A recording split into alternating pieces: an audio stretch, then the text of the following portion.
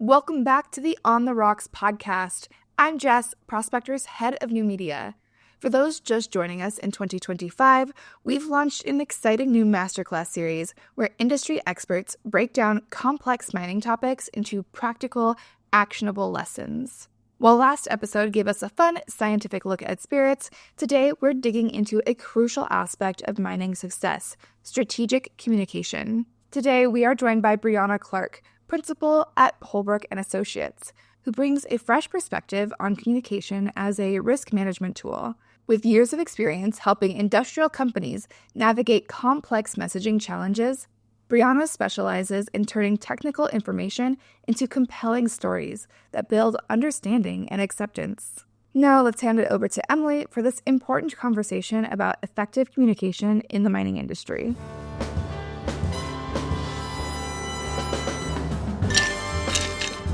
Briana, welcome to our Masterclass on the Rocks series. Really excited to have you here and to talk about, Masterclass in communication and reframing mining communication. So thanks for joining with us. Wonderful. I'm happy to be here with you today, Emily. I wanted to kind of kick it off and kind of open it up because we often hear about communication in mining as just PR or investor relations or marketing, but you also reframe it as risk management in a lot of your discussions and panel topics. So what are some of the subtle or maybe not so subtle differences between marketing and risk management built into communication? Well, when I think about marketing, I always kind of frame it as being promotional, right? And there are times you do need to market, like when you're trying to attract investment, trying to put yourself out there as an employer. But marketing is really just talking about yourself for the most part.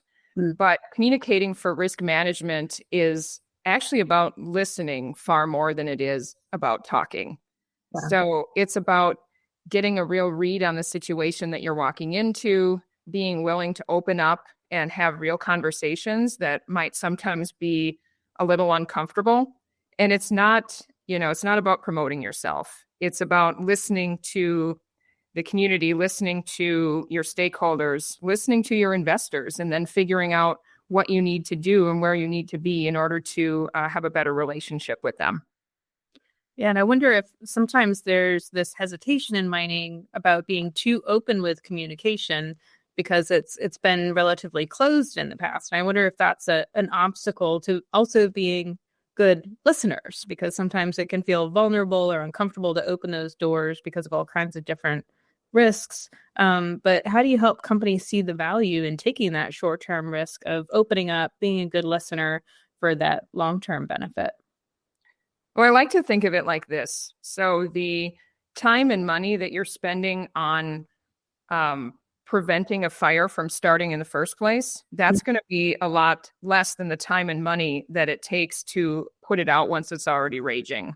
So a lot of times companies do think it's safer to stay silent. Maybe if they just do their thing in the corner over here, nobody will notice and no one asks any tough questions. But, that's actually adding a lot of risk into the process because it's not safer. Questions might be building up. And if those questions go unanswered, that's what's going to lead to resentments over time. And also, if you're not telling your story, it's a bit of a cliche at this point, but if you're not the one telling your story, someone else is going to be telling it for you. And that's when it starts to get expensive, because now you have a situation potentially where people don't know who you are. They just know what they've heard about you, and it's not coming from you. So, communications is really about humanizing yourself, demystifying what you're doing, showing the community what it looks like on the ground, why you're there, and also show that you're listening when questions do come up. So yeah, that closed door policy or thinking it's safer not to say anything at all, that's actually it's trading short-term comfort for introducing a long-term risk into what you're doing. And I wonder, with the theme that we're working on in this series from a masterclass perspective, like for someone to learn from you how to actually do it, what Can you share an idea of what good two-way dialogue might actually look like in practice for a mining company? Like, what does that mean? What should people be saying and doing on the ground in order to have really good two-way dialogue? Well, first and foremost, I think it's important to point out that this process needs to happen from day zero. You know, the minute that you enter a community, when you're doing exploration, when you're first investigating whether your project's going to be viable, you need to start thinking about all of these different factors that are there. Your geology team is getting a lay of the land in terms of what's the resource in the ground. But it's just as important to figure out what are you walking into in terms of this community's experiences with mining. Have they ever seen mining before? How did it go? Was this a good relationship, or did some things happen along the way that have soured them on the industry? And you're going to have to work a lot harder to show them that you care about their concerns. So all of this is, it's important to start that two-way dialogue from the very beginning. But then beyond that, I think it's just, again, having that willingness to listen, to show who you are, show your human side. There's a couple examples I think that are good to keep in mind when it comes to the end result of what can happen in a good way if you do all of this. And I don't have a professional relationship with these, but from an outsider's perspective, I have really been impressed with the work that Ioneer has been doing for the Rhyolite Ridge lithium project in Nevada. Along the way, they ran into a controversy with the team's buckwheat plant. And this ended up attracting a lot of media coverage, and it led to conflict within the community.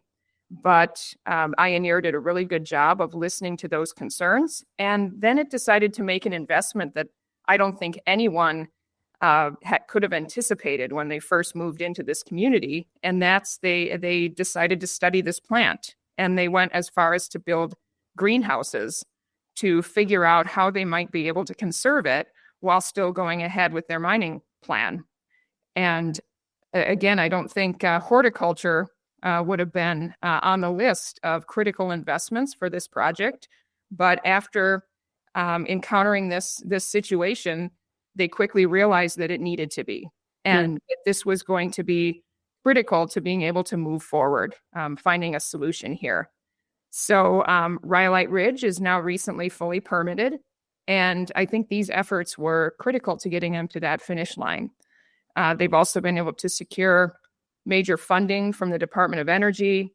And this is all testament to the success of their communication efforts and their willingness to go above and beyond to find a solution to a really unique problem that popped up during exploration.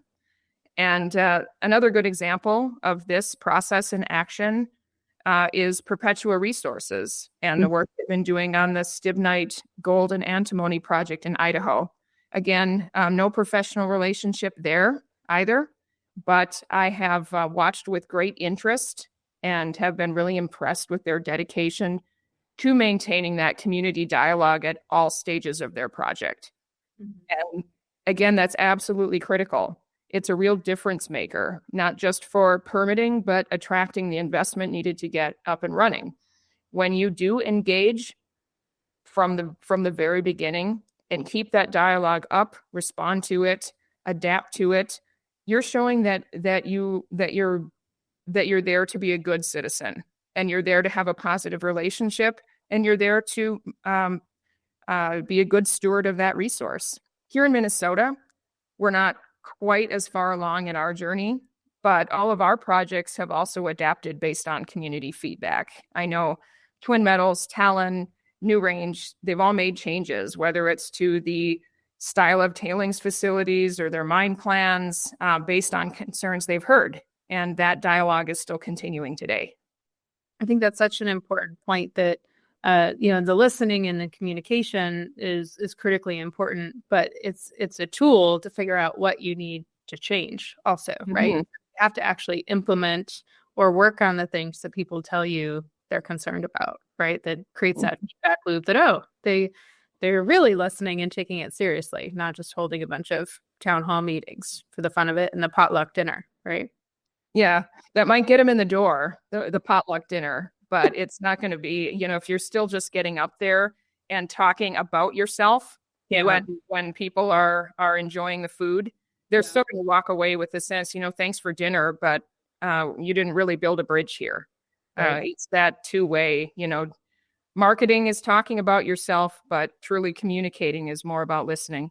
Yeah, and learning about the other side, right? And that's, I think, one point I starting early, because I remind folks, or I certainly see it every day when we're working on the exploration side of the house, that typically a community's first exposure is way, way, way before a company and that's the size or the type that's going to build a mine, right? It's some crazy geologist wandering around talking to rocks. And whoever that geologist was, whether they're part of a larger team or a prospector or whoever it might be, like how they communicated with the community and how they interacted in that community can have a lot of impact on what that community thinks about what may happen in the future. Certainly, in my experience in emerging in frontier markets, that's really, can be a big issue, especially if you're not necessarily in a community where earth science is in school curriculums widely, right? Like just the basic scientific understanding of what it means that there's a certain type of ore in your community and how the mining process works. I mean, lots of places around the world, people have no idea what mining looks like and can think that it's a guarantee, right? That you found something. Oh, we're going to get a mine in like 2 years. And it's like, no, 15 years average. Right. On a good day. Good day. Yeah. So just managing expectations from the very, very beginning is so important. And that can be also managing expectations in terms of, like you said, the timeline of when the resource is going to be developed, but also just setting those expectations in terms of how the mining company is going to give back to the community, because there's other factors here that often cause conflict beyond just, we think first and foremost at environmental impacts. Mm-hmm. There are other community impacts as well that people are justifiably curious about. I mean, what happens when you bring in, it's great to have economic development and more jobs in a community, especially like in emerging markets. But what happens when there's a massive influx of new people in a community? Can the infrastructure handle it?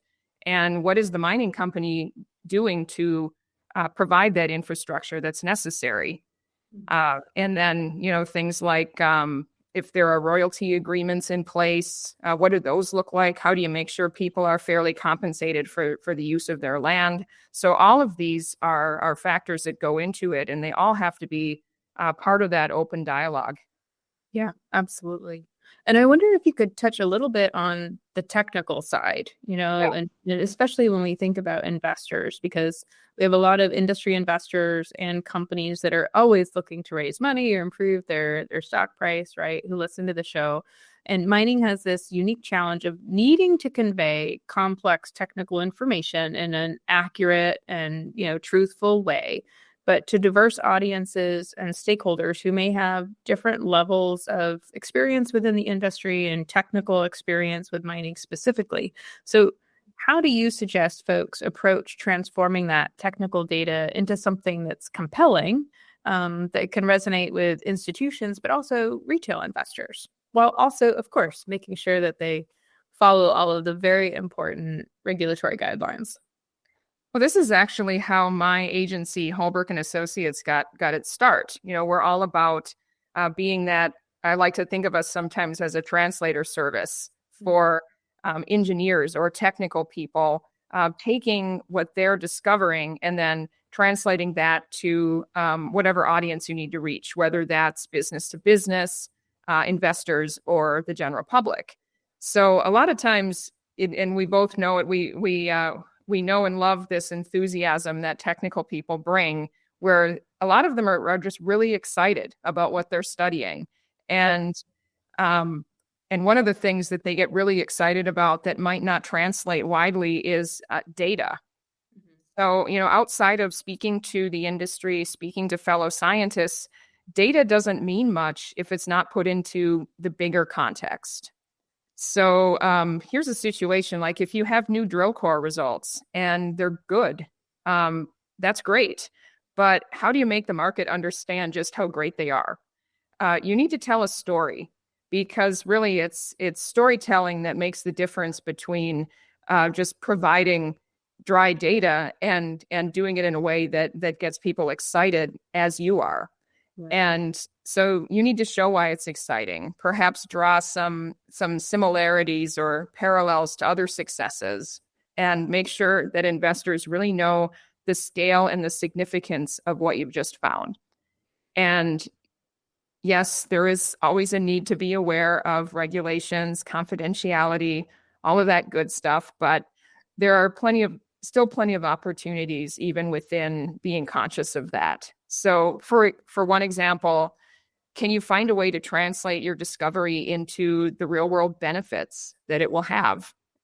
For like, how many electric car batteries can you make from your lithium or your nickel? Or how much additional solar energy capacity can your silver help provide? So putting it into that real world context at your drill core result at, X percentage copper or nickel, what does that really mean? And telling a story around that is gonna get the investors really excited, because then they can see what you're doing and where their money is going to go and what it's going to help do. I also think for me, what I find really exciting is when folks can anchor their project or their discovery in a sense of place, right? In a sense of, I always think we miss the boat a little bit by not telling the story of discovery enough. Like, how did somebody find this, right? And what's that kind of adventure like? And so many of the places that these projects happen in are beautiful places that present lots of challenges. And if you put it in any other industry, would be made into like a movie or a TV show, right? All of the things that happen along the pathway. And the more folks can tell of that side, it gets people emotionally invested a little bit in why the team is so excited about what they found, right? Because when you have to overcome all of these challenges, it makes it so much more rewarding to find something of real value. And I think that, again, like, there's all of those natural elements in what we do as an industry, that sometimes people they focus on the bullet points, when in fact, getting somebody excited about it is about that adventure. Yeah, that's it. It's looking between the lines in that press release, right? Right. What went into making this possible? When I go to mining conferences, one of my favorite things to do is meet the field geologists, meet the technical people, and hear some of those stories. I love to. I'll ask questions like, where was the most remote place you've ever gone, or did you ever get stuck somewhere, or did anything ever come up that was a real challenge to try to overcome? And the stories that come out of these are absolutely wild, but yet you're right, they don't get shared quite as often, and some of that probably is down to that confidentiality, I think. But there is opportunity, again, of opening that door a little bit more and humanizing the exploration process as well. Again, a lot of geologists are people who really love this planet, and they love the resource, and they want to do it right. So it's not only useful from that perspective, but it's also just like you said, a really good adventure story. And you want to make sure that the investors aren't freaked out by some of it in some cases. But I think there's a way to split the difference so that maybe the real juicy stuff is left on the cutting room floor for that geologist memoir someday. I love reading mining memoirs, by the way, the drama, right? But maybe save that for that, but then focus on what you can humanize, the stories you can tell that are going to make that emotional connection right now. Yeah, I think though, a little bit of sharing the challenges and what the team has overcome is so important because if you're able to be successful, it speaks to the quality of your management team and your technical team, right? And that's one of the top things that an investor looks at is how do they evaluate the management? And, it's hard to evaluate management if you don't hear a little bit about how they handled issues, right? Because that's Yeah. really they're there to do, whether it's technical management or the business side, whatever it might be. Um, but I also think I always wish that people told more in their pitches or in their stories about how the rocks got to be where they are. I think Uh, that's their piece that sometimes, because we're so used to it, people throw out, ore body types or geology terminology. We use a lot of jargon, of course, in the industry. And we miss an opportunity, I think, sometimes to kind of roll it back, take it to like ninth grade earth science level and explain to folks like how did that gold or copper or nickel or lithium get there? Like why is it there? And why is it there in a large enough amount where it makes sense to mine it? Right. It's like one of my pet peeves because we deal a lot with like technical reports and press releases and stuff at Prospector, right? We process up to 10,000 documents a day on the platform. It's amazing to me how many people put out updates on their projects and don't say where the project is. Like they just assume that that their project is somewhere in northern Ontario, right? Like or somewhere in Western Australia, right? Like they just the project name, the company, and they just assume that you can kind of put all of this in context. And I think that's just a little bit of an example of like, hey, like anchor your update in something that people can relate to, just starting with like where it is and why that part of the earth has something of value inside of it. Talk about mountains smashing together or blobs of magma coming up through the crust. Like, give people kind of an idea of, the uniqueness, sure, but also just, tell the story of how that cool stuff got to be where it is. I think that's especially important for individual investors, retail investors who are not the big institutions who have that history with the mining industry and just know based on what kind of deposit you're talking about, how it was formed, or where in the world this probably is. Just yeah, I agree. And locally here, part of the conversation in Minnesota here is I've heard chatter about, it's great we have these massive copper nickel deposits here, but why do they have to be located where they are, as so close to the Boundary Waters National Forest? And the fact of the matter is the deposit, we didn't choose to put it where it is. Nature put it there, Right. where it is through all of these processes billions of years ago, and those processes are cool.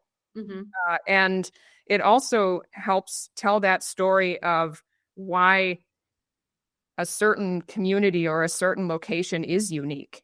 Right. And the resource is unique to that place because through all of this geologic history, nature put that deposit there. Right. And it also, in some cases, there are that the underlying geology presents challenges for how you're going to get that resource out. Mm-hmm. But then talking about, okay, isn't it's cool we have this resource. We do know that it poses some unique challenges because it is a unique resource, and every deposit is different. The conditions are always a little bit different. So here's how we're going to make sure that we go at this responsibly. And we have a mine plan and technologies in place that are suited for these environments and these locations and these kind of ore bodies. Yeah, because also, the geology of an area, whether it's kind of the economic geology or just the regular old cool geology, is also part of what shapes a community, right? It can be what drives communities to form in certain areas, why you have beautiful lakes and rivers and waterfalls and different things going on. A lot of we have that landscape in Minnesota because we have the geology that we do. Yeah. And that's part of the story as well. Absolutely. Well, we love to give our listeners kind of concrete things on our episodes. But for this series in particular, folks who are following this as a masterclass series, could you give our listeners something really practical or actionable to take with them that they could start doing today to tell their story better? Well, I think it can be kind of broken down into kind of like the three things you have to know before you get started. And I kind of think of it as, okay, first you have to know yourself, and then you have to know your audience, and then you've got to know your why. Mm. And so starting with knowing yourself, it's really important that when you first get started, and this again is day zero, this is right when you're going into a community, right when you're starting a project, learning about the geology, you have to have identified your key values and your mission. And then you have to make sure that everyone on your team is on the same page about those values and mission. Wow. So having that chain of command in place before you need to start communicating, that makes sure that the right people are in the right seats when the conversation heats up. So everyone is an ambassador, really, from the geologists with their boots on the ground to management to operations. Communication is not just for the communication department. Everyone can be an ambassador. So really knowing yourself, knowing your own culture is really important. And then second, you've got to know your audience. You have to know who you're talking to. So figuring out who your stakeholders really are, where they get their information, who they're talking to. You have to decide who you want to spend your time reaching. And a lot of time there's a trap that, you really hyper focus on the opposition, right? You make sure that you hang on their every word, making sure you're responding to every criticism, but that's not always the right way forward. You have to be aware of that kind of chatter. You have to know what they're saying, but really it's figuring out who is going to be, who can you actually win with, who is open to dialogue. And there's in a community, there's usually some polarization where this segment is just dyed-in-the-wool supporters for you. They want you there. And then there's another segment that are dedicated opponents who just don't like mining. And they're going to be really hard to convert. But the larger share is always going to be in the middle. And there are people that might kind of waffle between the two, where they might, okay, I see the merits here. I see the concerns here. And reaching that audience and really listening to, what questions are they raising? That's where it really starts to pay off a lot of times. And then finally, knowing your why. Why are you communicating right now in this venue? What are you trying to accomplish? Who are you trying to reach? Who are you talking to? And then what is the best content mix to reach those stakeholders? So if you know that your stakeholders spend a lot of time on Facebook, they're in community groups that are communicating on Facebook, that's somewhere you need to be. Social media should be a big priority. If there's an opportunity to do face-to-face meetings, town halls, if this is a community that really thrives on face-to-face connections, you have to be there where they are. And knowing your why, figuring out the right mix of tactics, that's kind of the third phase, where know your message, know yourself, know who you're talking to, and then know what you need to do to reach that. Yeah, and there's a lot of work that goes into all of that, right? Sometimes being focused is so much harder than just going with it. Yeah, and I guess on the other topic that we covered today, could you also give some good best practices for sharing technical information, like specifically how to make that complex data accessible without losing its significance to the project? Well, I think this is a lot simpler, really. I mean, start with a story. Yeah. Avoiding that technical jargon. It seems simple, but it's actually really easy to have it creep back in, especially when we're used to talking within the industry or to other technical experts. It's a conversation. You're not standing up at the front of a lecture hall. So always keeping that in mind, start with the story, make it accessible, and then always put your data into context. showing it visually is really important. If you are telling a story where you do have to show some numbers, make sure that it's done in a way that people can relate to and understand at one single glance. Mhm. And this goes for everything from your drilling results to if you're reporting on geochemistry, how the tailings facility is going to work. What's the scale of this? What's the significance really look like?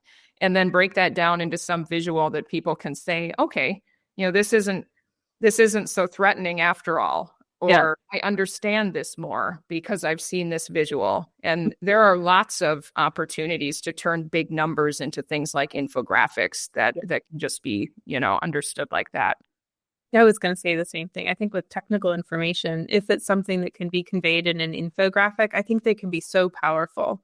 And you take the time not to dumb things down, but to simplify and focus what's important about the technical information, right? Like that, I think sometimes it's really easy, even as a technical person, to get overwhelmed. Like I would say, like, you take a gold geologist and you put them with a nickel geologist, man, and it sounds like they're talking two different languages sometimes, right? Like even within the specialties or different types of engineers, the same. So putting that time into simplifying and making it graphics and visual, so important. I think those are great suggestions. Well, Briana, we always ask our guests at the end of the episode, if you could wave a magic wand and change just one thing about the mining industry overnight without having to work hard, without having to convince people or, doing any of that, what would you change? That's a big question.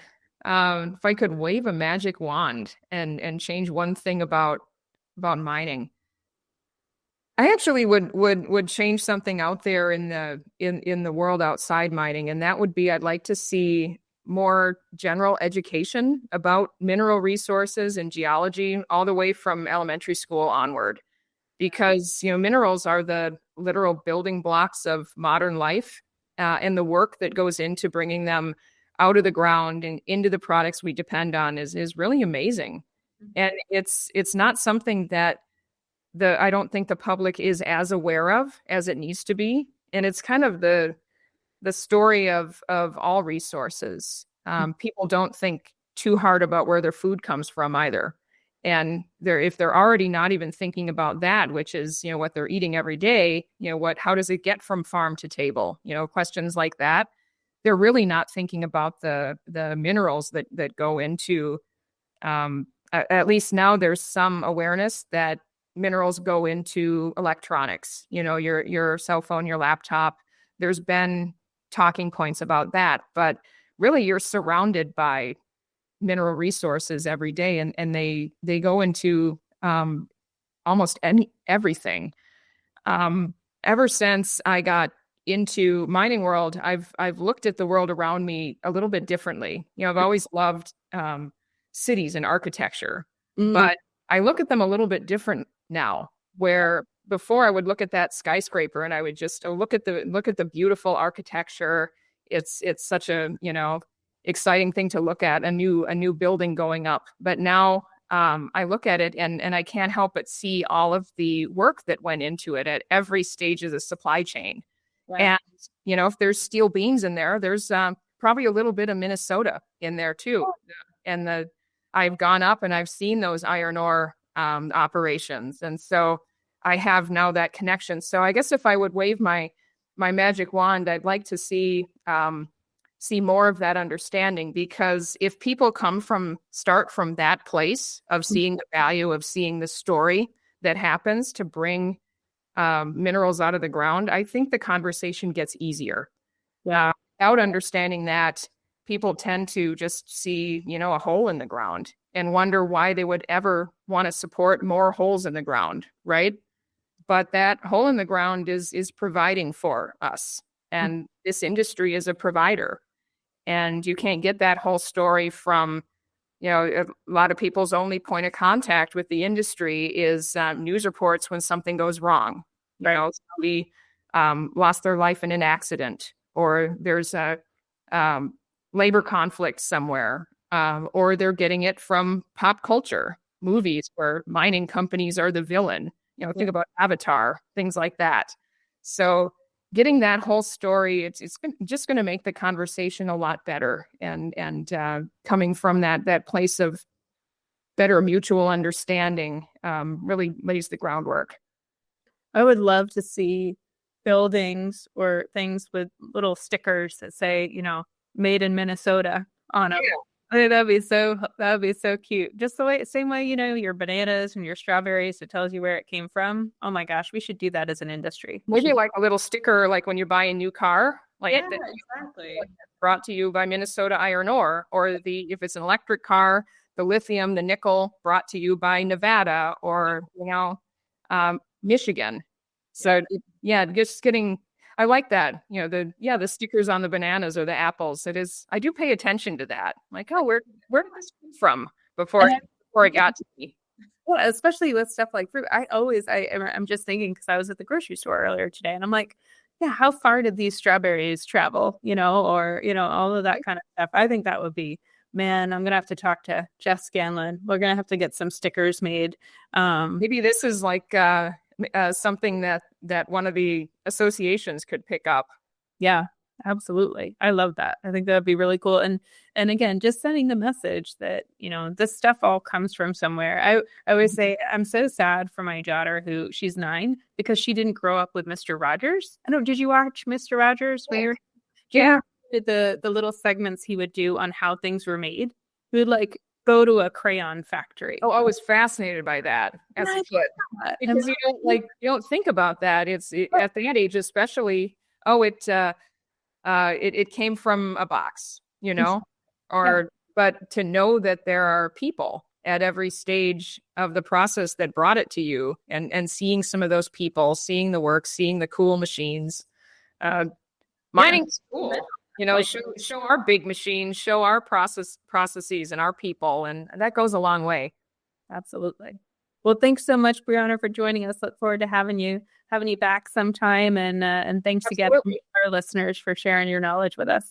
And that wraps up another edition of our On the Rocks Masterclass series. A huge thank you to Briana Clark for sharing her expertise and practical insights on mining communication with us. The goal of these masterclasses is to break down complex industry topics into approachable, actionable lessons, all while maintaining that casual conversation style you've come to expect from On the Rocks. Are you an industry expert with knowledge to share? We would love to hear from you. Or if your company would like to sponsor an episode of our masterclass series, reach out to us at media@prospectorportal.com. Thank you so much for tuning in, and we look forward to bringing you more deep dives into crucial mining topics in our upcoming episodes. Remember to subscribe, follow us on social media, and leave us a review wherever you get your podcasts. See you next time.